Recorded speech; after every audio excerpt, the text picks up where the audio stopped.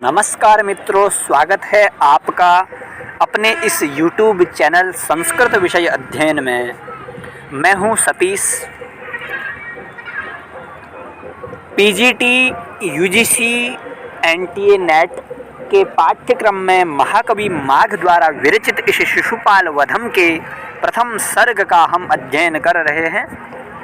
तो इसी क्रम में आज हम 3 श्लोकों को पढ़ेंगे, 45, 46 और 47।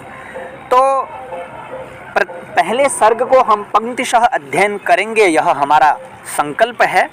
जो परीक्षा पीजीटी संस्कृत यूपी की जो 17-18 परीक्षा 17-18 अगस्त को होनी है, उससे पूर्व हम इसको संपूर्ण करने का पूरा प्रयास करेंगे। तो आप हमारे साथ बने रहें, यूट्यूब चैनल से बने रहें। चैनल को यदि अभी आपने सब्सक्राइब नहीं किया है तो चैनल को सब्सक्राइब करें और प्रत्येक श्लोक का अध्ययन कर सफलता को प्राप्त करें। तो आइए हम अपने अध्ययन क्रम को आगे बढ़ाते हुए आज के श्लोकों का अध्ययन करते हैं। तो आप सभी के समक्ष समुपलब्ध है यह 45वां श्लोक। आइए इसका उच्चारण करते हैं। पुराणि दुर्गाणि निशातमायुधं बलानि शूराणि घनाश्च कञ्चुकाः। पुराणि दुर्गाणि निशातमायुधं बलानि शूराणि घनाश्च कञ्चुकाः। स्वरूपशोभैकफलानि नाकिनां स्वरूपशोभैकफलानि नाकिनां गणैर्यमाशङ्क्य तदादिचक्रिरे गणैर्यमाशङ्क्य तदादिचक्रिरे। तो आप प्रसंग से सर्वप्रथम अवगत हो जाएं। तो प्रसंग चल रहा है, जो सतयुग में उत्पन्न हुआ असुर हिरण्यकशिपु था, उसका वर्णन चल रहा है। उसका वर्णन देवर्षि नारद भगवान श्री कृष्ण के समक्ष बता रहे हैं कि सर्वप्रथम असुर उस हिरण्यकशिपु का जन्म हुआ, वो किस प्रकार का था वह इससे पूर्व वाले श्लोक में बताया। अब इस श्लोक में उसका कैसा प्रभाव था तीनों लोकों में, उसको बता रहे हैं। तो इस पर कह रहे हैं कि पुराणी दुर्गाणि निशातम आयुधम बलानि शूराणि घनाश्च कंचुकाः स्वरूप शोभैक फलानि स्वरूप शोभैः एक फलानि नाकिनां गणैर्यम आशंक्य तद आदि चक्रिरे। कहते हैं कि यम आशंक्य, आप हूँ क्या कहा यहाँ पर, गणैहि यम आशंक्य, यह विच्छेद है। तो क्या कह रहे हैं कि गणैहि, गणों के द्वारा, समूह के द्वारा। और वो गण किसका है? नाकिनाम गणैहि, नाकिनाम देवानाम सुराणाम, देवताओं के गणों के द्वारा, समूह के द्वारा। यम आशंक्य, यम यानी कि जिसको, द्वितीय एक विभक्ति का है, जिसको आशंक्य, जिसकी आशंका करते हुए, जिसका विचार करते हुए, चिंतन करते हुए, किसके द्वारा चिंतन किया जा रहा है? नाकिनाम गणैहि, देवताओं के समूह के द्वारा। यम आशंक्य तदादि चक्रिरे, तदादि माने वह, इत्यादि चक्रिरे, वह उस समय जो उनने क्रियाएं की अपनी सुरक्षा के लिए, उस असुर से जो क्रियाएं की उनके बारे में बताएं। तदादि क्रियाः चक्रिरे, इत्यादि क्रियाओं को उन्होंने किया। क्यों किया? यम आशंक्य, उसकी आशंका करते हुए। किसने किया? नाकिनाम गणैहि, देवताओं के समूह ने। तो देवताओं के समूह ने उसकी आशंका करते हुए इत्यादि क्रियाओं को किया। वह क्रियाएं क्या हैं वो ऊपर वाले श्लोकों में, ऊपर वाली लाइनों में हम देखते हैं। तो कह रहे हैं सर्वप्रथम क्या कहा, सर्वप्रथम लिखा है, तो सर्वप्रथम क्या उन्होंने किया वो जानते हैं। कह रहे हैं स्वरूप शोभैक फलानि, स्वरूप ही शोभा रूपी एक फल है, जिसका उन पुरों को, उन नगरों को, अर्थात स्वरूप से सुंदर दिखने वाले उन पुरों को क्या कर दिया? दुर्गाणी चक्रिरे, उन पुरों को दुर्ग बना दिया। अर्थात वो देवताओं के निवास करने वाले जो बड़े बड़े सुंदर महल थे, उनको क्या बना दिया? उनको दुर्ग बना दिया। दुर्ग माने कठिन से जिसका दुर्लभतया गम्यते, अर्थात दुर्लभता से जहाँ जाया जा सके, दुर्गम जो स्थान हो, इस तरह के स्थानों के जैसा उन्होंने उन देवताओं के पुरों को, देवताओं के स्थान को बना दिया। और देवताओं के पुर कैसे हैं? स्वरूप शोभैक फलानि,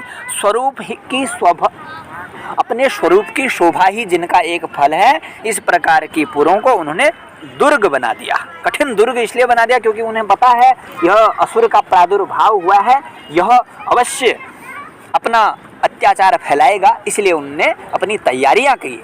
और दूसरी बात क्या कहा कि निशातम आयुधम निशातम, जो आयुध हैं, आयुध माने उनके अस्त्र शस्त्र इत्यादि हैं, उनको निशातम कृतम, निशातम माने उनको तीखा बना दिया, ताकि वह हमारे ऊपर प्रहार करने आए तो हम प्रति उत्तर देकर के उसका विनाश कर सकें। इसलिए आयुधम निशातम चक्रिरे और स्वरूप शोभैक फलानि पुराणी दुर्गाणी चक्रिरे, उनको दुर्ग बना दिया।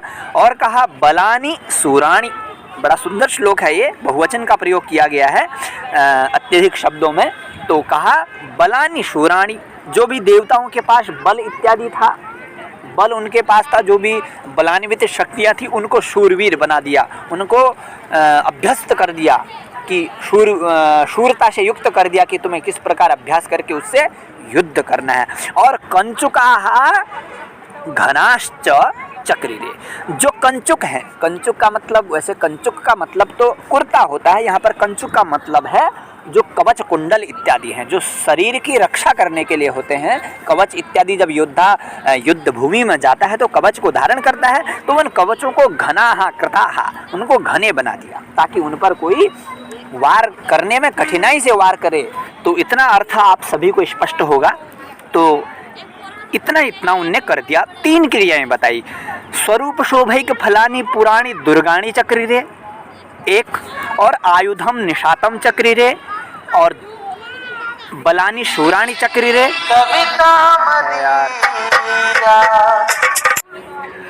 और बलानि शूराणी चक्रिरे, और कंचुकाः घनाश्च चक्रिरे, अर्थात 5 क्रियाएं हैं।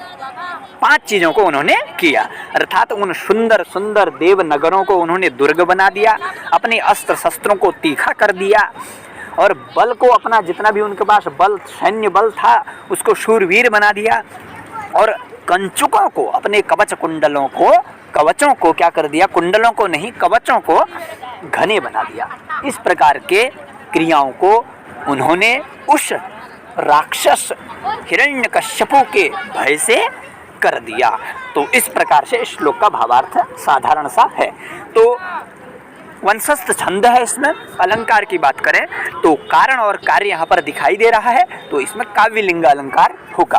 कारण यह है कि यम आशंक्य, जिसकी आशंका रूपी हेतु, जिसकी आशंका करते हुए उन्होंने इतने कार्यों को किया। तो इस प्रकार के कार्य कारण भाव से यह काव्यलिंग अलंकार है। आइए हम अग्रिम श्लोक को देखते हैं। 46वां श्लोक है, ससञ्चरिष्णुर्भुवनान्तरेषु यां यदृच्छयाहि श्रियदाश्रयः श्रियः, ससञ्चरिष्णुर्भुवनान्तरेषु यां यदृच्छयाहि श्रियदाश्रयः श्रियः, अकारितस्यै मुकुटोपलस्खलद्, अकारितस्यै मुकुटोपलस्खलद्। करे त्रिसंध्यम त्रिदशैर्दिशे नमः।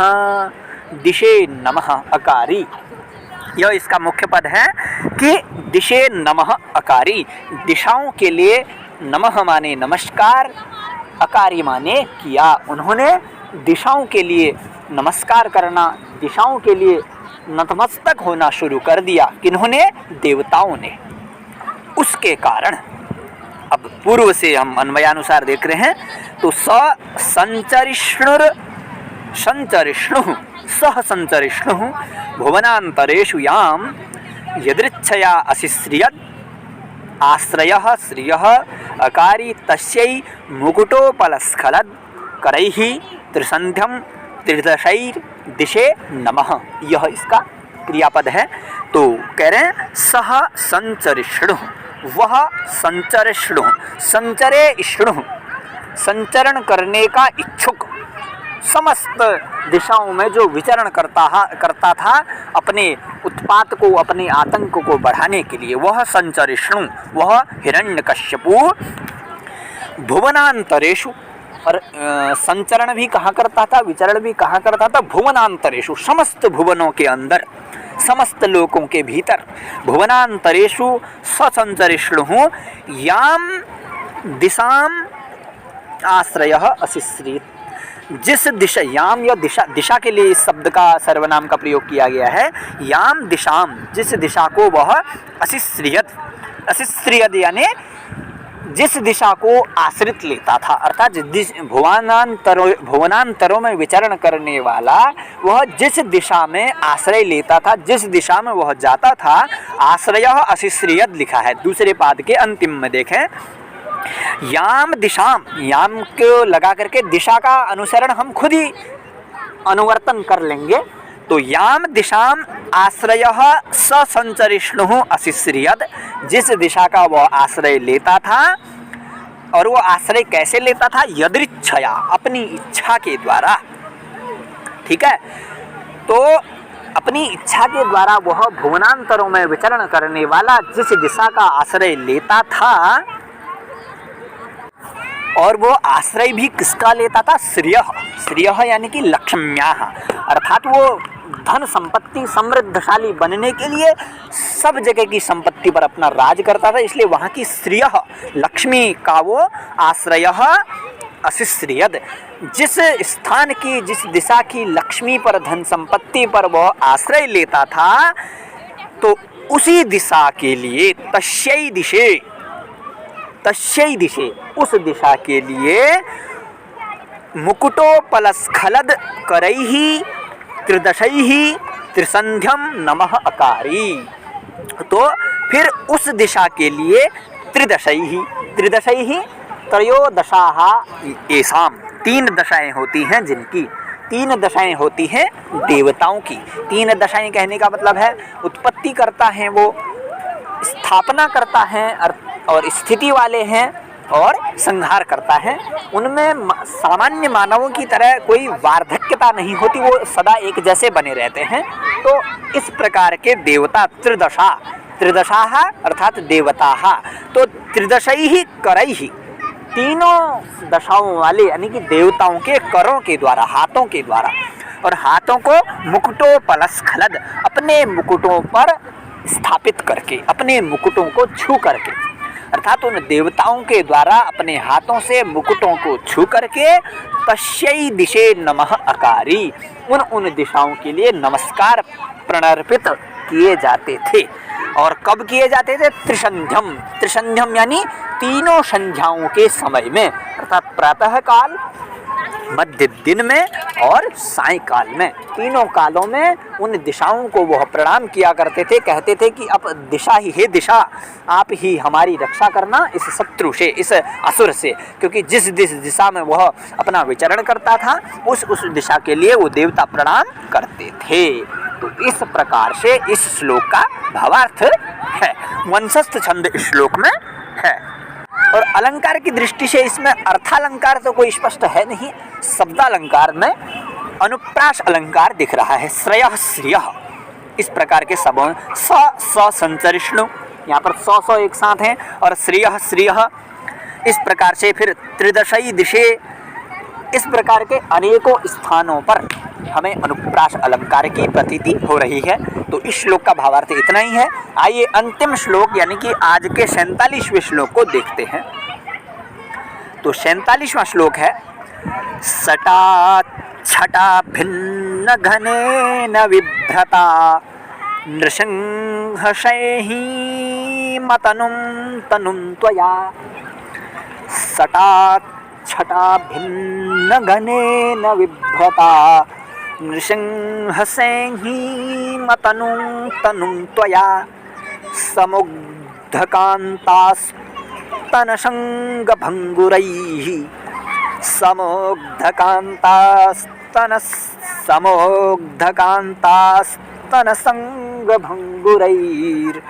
रुरोर्विदारं प्रतिचस्करे नखैः। रुरोर्विदारं प्रतिचस्करे नखैः। इसमें देवर्षि नारद भगवान श्री कृष्ण के प्रथमावतार नहीं कह सकते, अर्थात जो पहला युग है सत्य युग में जो उन्होंने अवतार लिया था नरसिंह का, उसका वर्णन कर रहे हैं। हमें ध्यान यह रखना है इस श्लोक में नृसिंह भगवान के अवतार का वर्णन है। तो वह किस प्रकार वर्णन करते हैं तो उसको आइए जानते हैं। तो कहते हैं कि सटा छटा भिन्न घनेन विभ्रता नृसिंह सैनी सैहीं अतनुम तनुम त्वया। स मुग्धकांतास्तन संग भंगुरैः उरोह विदारम प्रतिचस्करे नखैहि। कह रहे हैं कि नखैहि प्रतिचस्करे, नखों के द्वारा तुमने उसको विदीर्ण कर दिया, उसको नष्ट कर दिया। तो कह रहे हैं कि त्वया, त्वया किसके लिए प्रयोग किया गया है? त्वया नारदेन, तुमने, नहीं, त्वया किसके लिए प्रयोग किया गया है? त्वया भगवता श्री कृष्णेन विष्णुना वा, अर्थात तुमने भगवान विष्णु का रूप धारण करके। त्वया, अब त्वया के जो भी, त्वया तृतीया का है तो तृतीया के जो भी पदांत पद होंगे उसी के विशेषण बन जाएंगे। और त्वया कीदृशेन सटा छटा भिन्न घनेन, सटा की छटाओं से घनों को भिन्न कर देने वाले, अर्थात अपने केशों की छटाओं से, अपने केशों की कला से वो जो बादलों की जो घन हैं उन बादलों की छटाओं को भी, बादलों के प्रभाव को भी जो हटा देते हैं, भिन्न कर देते हैं, अलग अलग कर देते हैं। इसका दृष्टांत यदि हम देखें तो महाभारत में मिलता है। भगवान श्री कृष्ण ने दिन में ही रात कर दी थी बादलों को हटा करके। तो इसका भी वर्णन हम ले सकते हैं। वैसे कवि का अभिप्राय भी लगभग यही होना चाहिए। तो कह रहे हैं कि त्वया जो अपनी केशों की, बालों की छटाओं से मेघों को भी भिन्न कर देने वाले हैं। और इस प्रकार के सैंहीम विभ्रता, सैंहीम का मतलब है यहाँ नृसिंह रूपम, नृसिंह रूप को विभ्रता, विभ्रता धारणेन, नृसिंह रूप को धारण करने वाले त्वया, तुम्हारे द्वारा। हे नृसिंह, ये नृसिंह का अवतार जब उनका हुआ था तो ये नृसिंह नाम का संबोधन का उपयोग इन्होंने किया है। तो कह रहे हैं कि और वो सैंहीम अतनुम तनुम त्वया विभ्रता, और अतनु, अतनु शब्द का प्रयोग, अतनु यानी कि तनु से रहित, शरीर नहीं है जिसमें, क्योंकि शरीर की पूर्णता नहीं है वहाँ पर। आधा सिंह का शरीर है, आधा नर का शरीर है। तो किस प्रकार का है वो? अतनु तनु। और वो तनु किस प्रकार का है? अतनु, जिसमें कोई आकृति विशेष रूप से नहीं है, वर्णन नहीं कर सकते। तो इस प्रकार के सैंहीम विभ्रता, इस प्रकार से नृसिंह रूप को धारण करने वाले त्वया नखैहि प्रतिचस्करे, नखों के द्वारा उसके हृदय को विदीर्ण कर दिया। अब बता रहे हैं वो नख कैसे हैं, किस प्रकार के हैं। तो और यहाँ पर देख लें, उरोहो विदारम प्रतिचस, उरोहो वक्षस्थलस्य, उरोहो षष्ठी का है, उरु वक्षस्थल को कहते हैं। तो उरु का विदारण कर दिया, उनको, उसको फाड़ दिया, उसके वक्षस्थल को फाड़ दिया, नखैहि, उन नखों के द्वारा। और फिर समुग्ध कांता स्तन संग भंगुरैहि, स का प्रयोग किया गया है उसके लिए। हिरण्यकश्यप गिरे, वह विदारित कर दिया, ठीक है, उसके वक्षस्थल को आपने विदारित कर दिया। अब वो नख कैसे हैं उसका विशेषण है बड़ा सुंदर, मुग्धस कांता स्तन भंगुरैहि। मुग्ध यानी कि सुंदर, मुग्ध हुई कांता के स्तनों के संग से भंगुरित होने वाले नखों के द्वारा, अर्थात जब कांता के स्तनों का संग होता है, कांता के स्तनों का जब स्पर्श करते हैं वो नख, तो वो नख टेढ़े हो जाते हैं, अर्थात भंगुर हो जाते हैं, अर्थात इतने कोमल नख हैं। तो इतने कोमल नखों के होते हुए भी आपने उस असुर का, उतने बड़े असुर का जिससे देवता भी भयभीत हो रहे थे, उसका आपने अपने कोमल से, जो मुग्धा कांता स्त्री के स्तन मात्र से ही भंगुरित हो जाता है, टेढ़ा हो जाता है, इस प्रकार के इन कोमल नखों से आपने उसका विदारण कर दिया, तो आप अन्य अपने शक्तियों से क्या नहीं कर सकते हैं। तो इस प्रकार के सुंदर वर्णन को दर्शाया गया है। तो आशा करता हूँ आपको यह समझ में आया होगा, इन 3 श्लोकों का भावार्थ आपको स्पष्ट हो गया होगा। तो इसमें भी वंशस्थ छंद है। अलंकार की बात करें तो इसमें अतिशयोक्ति अलंकार हम कह सकते हैं, क्योंकि अतनुम बोला है। अतनु, यदि तनु ही नहीं है तो बिना तनु के उन्होंने संहार कैसे कर दिया, तो जो चीज़ असमर्थ है उसका भी वर्णन किया है। तो इस प्रकार से अतिशयोक्ति अलंकार हम मान सकते हैं। तो आशा करता हूँ आपको पूर्णतः स्पष्ट हुआ होगा। तो यदि आपको अच्छा लगता है तो चैनल को सब्सक्राइब करें, चैनल से बने रहने के लिए। तो आप सभी का धन्यवाद। अग्रिम श्लोकों को लेकर के आप सभी के सामने उपस्थित होऊंगा, तब तक के लिए नमः संस्कृताय।